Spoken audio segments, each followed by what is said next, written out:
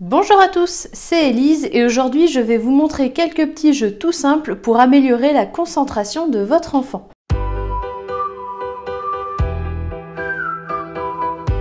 Dans l'introduction, je vous ai parlé de concentration. En réalité, il va être question de contrôle inhibiteur.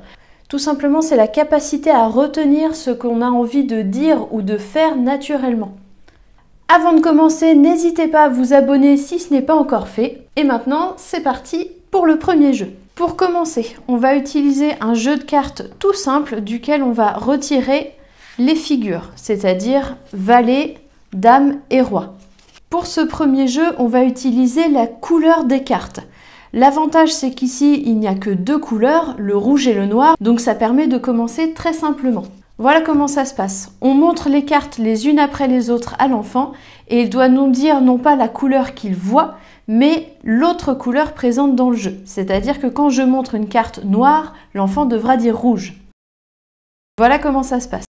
Rouge, rouge, rouge, noir, rouge.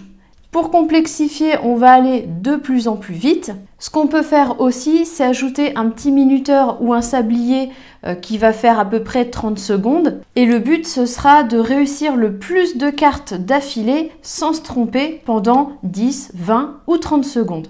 Quand l'enfant y arrive bien avec simplement les couleurs rouge et noir. Là, on va pouvoir reprendre nos figures. Par contre, on va juste prendre les cartes dame et roi.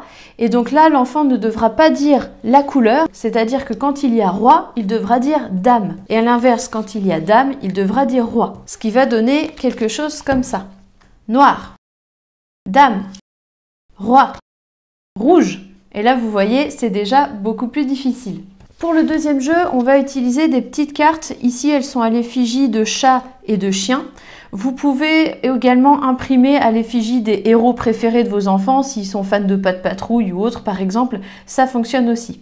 L'idée simplement, c'est qu'il faut deux types de cartes. Donc ici, j'ai les cartes chat et les cartes chien. Ça, en vérité, ce sont des petits autocollants, ça se décolle, mais vu que c'est cartonné, c'est assez épais, ça permet quand même de les manipuler sans les abîmer. Ça vient d'une petite boîte de chez Action. Si vous me suivez, vous avez l'habitude et vous savez que j'aime bien ce magasin-là. La boîte de 50 petites cartes m'a coûté 99 centimes. Donc voilà comment ça se passe. Le maître du jeu va avoir à sa disposition toutes les cartes face cachée et on peut jouer avec un ou plusieurs enfants en face. L'idée par contre, c'est qu'ils jouent chacun leur tour. Donc l'adulte va montrer les cartes et l'enfant devra dire non pas ce qu'il voit, mais l'inverse. Un peu comme avec les cartes de couleur. Donc là, c'est un chien, l'enfant devra dire chat. Et inversement, quand c'est un chat, évidemment, il faudra dire chien. Ça ressemble beaucoup au jeu avec les cartes. Ce qu'il y a, c'est que c'est un petit peu plus difficile puisque là, rouge et bleu, c'était très différent au niveau prononciation. Alors que chat et chien, c'est très proche. Donc en plus, ça va faire travailler la prononciation. Alors on y va. Chat, chien, chat, chat, chien, chat, etc. Comme avec l'autre jeu, on peut ajouter un petit chronomètre ou un sablier et l'enfant qui aura gagné le plus de petites cartes en un temps donné sans se tromper sera le gagnant. Avec ces petites cartes, on peut encore faire un autre type de jeu qui va mêler les noms des animaux et en même temps les couleurs. L'idéal là, c'est de jouer au moins avec deux enfants ou avec un adulte et un enfant. Pour ce jeu, on va commencer avec 5 cartes. Vous voyez ici, il n'y a que des chiens et par contre, il y a plusieurs couleurs. On va demander à l'enfant d'attraper la carte du chien rose. Celui qui sera le plus rapide en mettant sa main dessus gagne la carte. Et ensuite, on la remplace par une autre carte. Pour ce jeu, du coup, c'est bien d'avoir au moins 2 enfants pour qu'il y ait un petit challenge sur la rapidité entre deux. Pour corser enfin la difficulté avec ce petit jeu de rapidité, on va donner une consigne inversée. Par exemple, n'attrape pas le chien rose. Donc non, pas celui-ci, ça peut être n'importe quel autre. Quand l'enfant maîtrise bien la diversité des consignes, on va pouvoir lui présenter le jeu du Jungle Speed. Celui-ci, je l'ai trouvé dans une foire à tout pour 1 €, donc vraiment, vous pouvez en trouver assez facilement. Il en existe de plusieurs formats, celui-ci, c'est le format poche. Dans le Jungle Speed, vous avez des cartes de différentes couleurs et de différentes formes.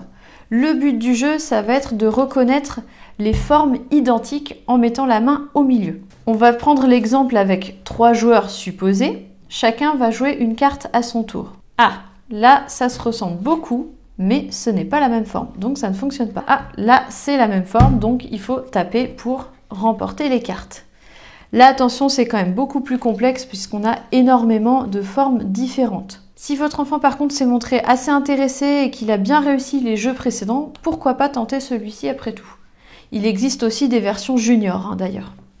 Pour les enfants qui sont un petit peu plus avancés, je pense notamment aux enfants qui sont lecteurs, l'idée, ça va être de faire travailler en même temps la lecture et le contrôle par rapport à la lecture.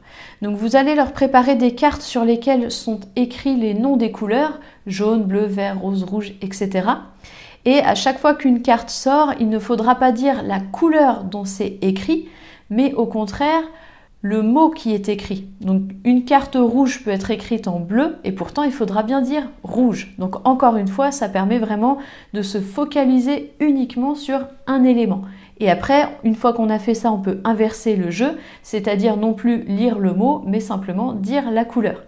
C'est en faisant varier souvent les consignes que ça va amener l'enfant à s'adapter à ce qu'on lui demande et à avoir un très très bon contrôle et une excellente concentration.